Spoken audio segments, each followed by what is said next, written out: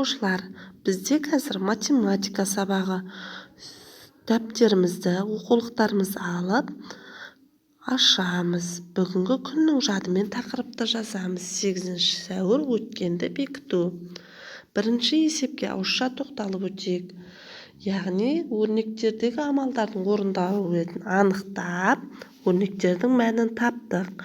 Қазақстандағы бұқтырма, Қапшағай, Шардара су қоймаларының тереңдігін білдік.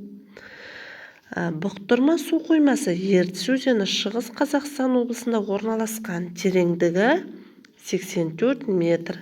Қапшағай су қоймасы Іле өзені Алматы облысында орналасқан, тереңдігі 43 метр.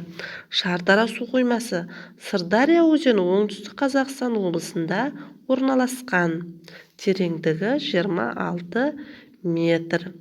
Яғни Қазақстандағы ең ірі су қоймаларының тереңдігі 84. Яғни бұл бұқтырма су қоймасы. Балалар, енді екінші есепке қараймыз. Бөшкеде 40 литр су бар, ал флягадағы суды одан 15 литрі кем. Флягада неше литр су бар? Флягадағы су бізге белгісіз. Бұны табу үшін біз қандай амал пайдаланамыз?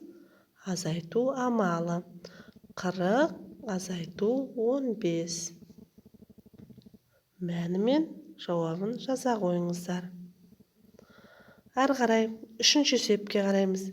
Есептерге өрнек құрастырып және олардың шешуін табамыз.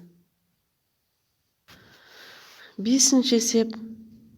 Өрнектердің орындалу ретін тауып, мәнін табамыз. Үй жұмысы 11-ші бет 6-шы есеп.